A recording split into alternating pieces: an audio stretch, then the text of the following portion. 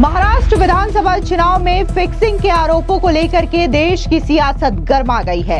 राहुल गांधी के इस बयान को लेकर के बीजेपी ने कांग्रेस को चौतरफा घेरते हुए जम करके हमला बोलना शुरू कर दिया है। एक और जहां महाराष्ट्र के मुख्यमंत्री देवेंद्र फडणवीस ने कहा कि राहुल ने बिहार चुनाव से पहले ही हार मान ली है, तो वहीं दूसरी ओर बीजेपी के राष्ट्रीय अध्यक्ष जेपी नड्डा ने कहा कि लोकतंत्र में नाटक नहीं, सच्चाई जरूरी है। राहुल गांधी बिना सबूतों के किसी भी संस्थान को बदनाम करते रहते हैं। इसके अलावा चुनाव आयोग ने भी राहुल गांधी के बयान पर करारा पलटवार करते हुए कहा कि यह बेतुका और कानून का अपमान करने वाला बयान है। हालांकि वो अलग बात है कि रवीश कुमार जैसे पत्रकार बड़ी ही बेशर्मी के साथ राहुल गांधी के इस बयान का समर्थन भी कर रहे हैं। ऐसा लगता है कि राहुल गांधी और कांग्रेस पार्टी को जो महाराष्ट्र में करारी शिकस्त मिली है उसे वो अभी तक भुला नहीं पाए हैं और एक बार फिर से राहुल गांधी ने आत्ममंथन करने के बजाय चुनाव की निष्पक्षता को लेकर के सवाल खड़े करने शुरू कर दिए हैं, क्योंकि ऐसा लगता है कि महाराष्ट्र में जो करारी शिकस्त राहुल गांधी को मिली है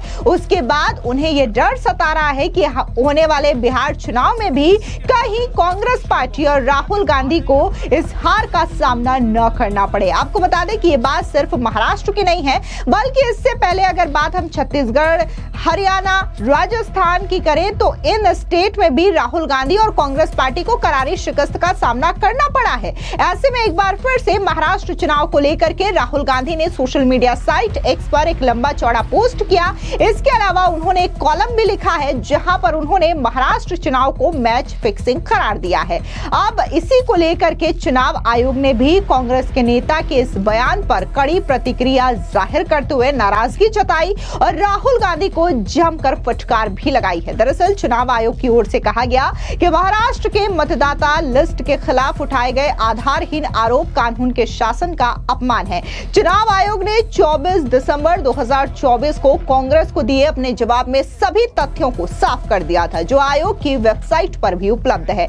ऐसा मालूम होता है कि फैक्ट को पूरी तरीके से नजरअंदाज करते हुए बार बार ऐसे मुद्दे उठाए जा रहे हैं। चुनाव आयोग की ओर से राहुल गांधी के बयान पर आगे कहा गया कि कोई भी गलत सूचना चाहे कोई भी फैलाए वो कानून के प्रति अनादर का प्रतीक है। साथ ही ये उन हजारों प्रतिनिधियों को भी बदनाम करता है जो अपनी राजनीतिक पार्टी की ओर से नियुक्त किए गए हैं।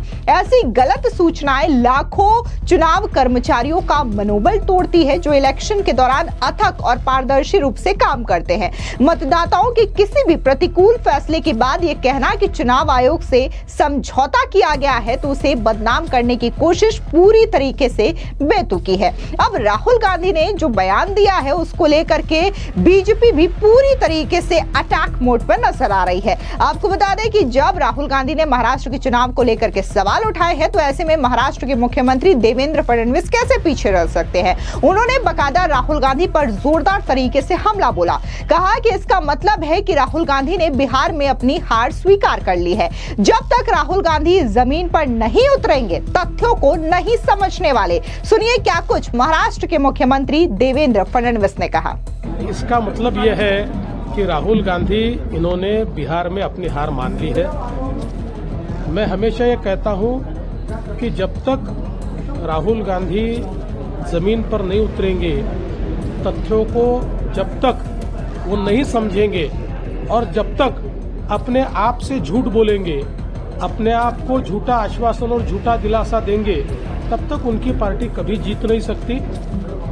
उनको जागना ही पड़ेगा, यथार्थ समझना ही पड़ेगा, नहीं तो ऐसी बेसिर पैर बातें वो हमेशा करते रहेंगे, हमेशा झूठ बोलते रहेंगे, हमेशा मतदाताओं का अपमान करते रहेंगे।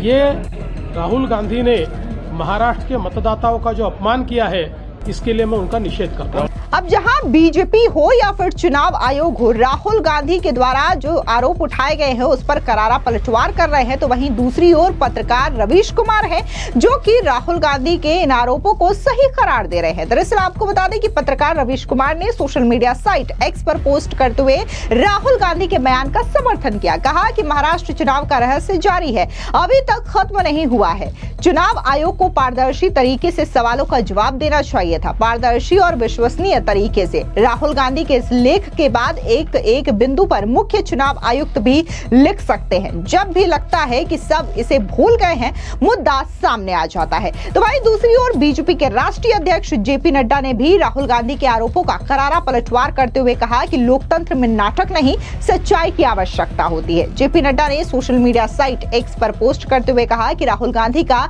नवीनतम लेख चुनाव दर चुनाव हारने की उनकी उदासी और हताशा के कारण फर्जी आख्यान गढ़ने का खाका है। उन्होंने लिखा कि राहुल गांधी ने महाराष्ट्र के बारे में कैसे झूठ बोला। पहला, उनकी हरकतों के कारण कांग्रेस पार्टी चुनाव दर चुनाव हारती है। दूसरा, आत्मनिरीक्षण करने के बजाय वो विचित्र षड्यंत्र रचते हैं और धांधली का रोना रोते हैं। तीसरा, सभी तथ्यों और आंकड़ों को नजरअंदाज करते हैं। चौथा, शून्य सबूत के साथ संस्थानों को बदनाम करते हैं। और पांचवा, तथ्यों के बजाय सुर्खियों की उम्मीद करते हैं। उन्होंने कहा कि बार बार उजागर होने के बावजूद वो बेशर्मी से झूठ फैलाते रहते हैं और वो ऐसा इसलिए कर रहे हैं क्योंकि बिहार में उनकी हार निश्चित है। लोकतंत्र को नाटक की जरूरत नहीं है, बल्कि उसे सच्चाई की आवश्यकता है। अब जिस तरीके से राहुल गांधी की ओर से बयान दिया गया है, बिहार की सियासत में भी हलचल मच गई है, क्योंकि बिहार में साल के अंत में चुनाव होने वाले हैं। ऐसे में बिहार के तमाम नेताओं ने भी, जो कि एनडीए समर्थित नेता हैं, उन्होंने भी राहुल गांधी पर एक एक करके हमला बोला। केंद्रीय मंत्री राजीव रंजन उर्फ लल्लन सिंह ने राहुल गांधी पर जोरदार हमला बोलते हुए कहा कि कर्नाटका तेलंगाना में कांग्रेस जीत गए तो वो बहुत निष्पक्ष चुनाव थे, लेकिन जहां वो हार जाते हैं वहां फिक्स होता है। सुनिए क्या कुछ राजीव रंजन ने कहा।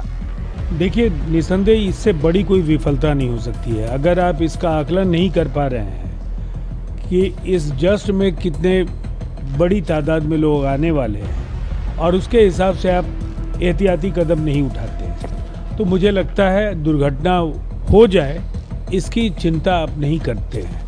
और इसकी वजह से ही इतनी बड़ी दुर्घटना हुई, इतने सारे इंसानी जानों की बलि चढ़ी और अनेक लोग घायल हुए। निसंदेह ये फौरी तौर पर मुख्यमंत्री सिद्धारमैया की विफलता है और उन्हें नैतिकता के आधार पर कुछ बड़ा निर्णय खुद के लिए लेना चाहिए।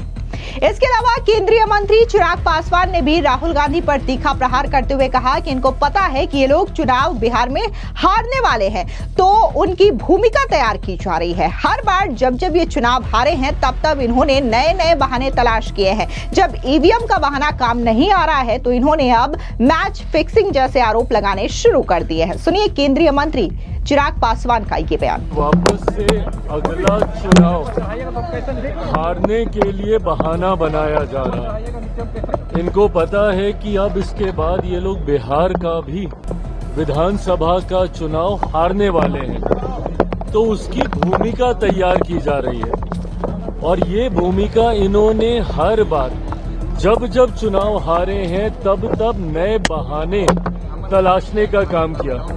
अभी तक ईवीएम पे ये लोग पूरा ठीकरा फोड़ने का काम करते थे कि भैया ईवीएम फिक्स्ड है, ईवीएम की वजह से हम लोग चुनाव हार रहे हैं। अभी तक ये चलता था। अब वो बहाना पुराना हो गया, तो अब इन्होंने पिछले चुनाव से, महाराष्ट्र वाले चुनाव से अब एक नया बहाना, जिसका इस्तेमाल इन लोगों ने दिल्ली में भी करने का काम किया।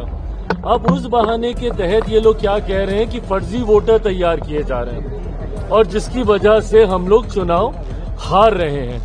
भैया 55 साल तक आप लोग आजादी के 70-75 साल के इतिहास में 55 साल तक आप लोग सत्ता में आप लोग रहे।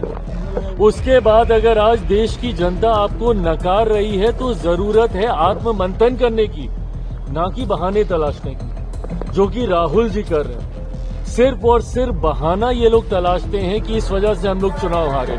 अब ये मान के चलिए कि इन्होंने बिहार विधानसभा चुनाव में भी अपनी हार स्वीकार कर ली है। चुनाव आयोग को जब चुना जाता है, जब इलेक्शन कमिश्नर को जब चुना जाता है, इन तमाम प्रक्रिया में आपकी भूमिका रहती है। तमाम ऐसी कॉन्स्टिट्यूशनल बॉडीज हैं जिसमें आपकी निर्णायक भूमिका रहती है। उसके बाद आप हर व्यवस्था पर आप सवाल खड़ा करेंगे, तो जरूरत है कि आप आत्ममंथन कीजिए।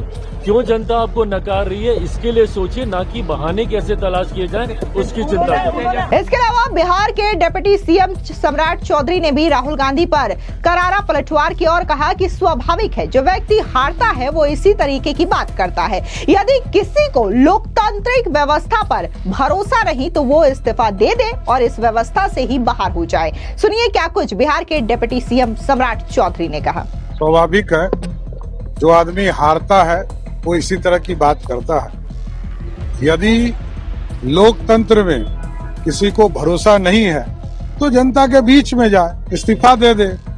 जितनी उनकी सरकारें है वो इस्तीफा करके जाए चुनाव में, कोई दिक्कत नहीं है, चुनाव में हम लोग लड़ेंगे। फिलहाल जिस तरीके से राहुल गांधी ने महाराष्ट्र चुनाव का जिक्र करते हुए मैच फिक्सिंग का आरोप लगा दिया है, उसके बाद से ही राहुल गांधी अपने इस बयान में बुरी तरीके से फंस चुके हैं। न सिर्फ बीजेपी के नेताओं ने कांग्रेस पार्टी और राहुल गांधी को चौतरफा घेरना शुरू कर दिया है, बल्कि अब तो चुनाव आयोग ने भी राहुल गांधी के इन बयानों को लेकर के जमकर लताड़ लगाई है। बकायदा चुनाव आयोग की ओर से यह कहा गया है कि दिसंबर 2024 में पहले ही तमाम जो जानकारी है, तमाम जो डिटेल्स है जो कि विपक्षी पार्टियों की ओर से उठाई गई थी, उसका खंडन चुनाव आयोग ने कर दिया है और चुनाव आयोग की वेबसाइट पर भी ये जानकारी उपलब्ध है। इसके बावजूद बार बार इस तरीके का सवाल उठाया जाना क्यों हो रहा है? फिलहाल इस पूरी खबर पर आपकी क्या राय है? कमेंट सेक्शन में जरूर बताएं। धन्यवाद।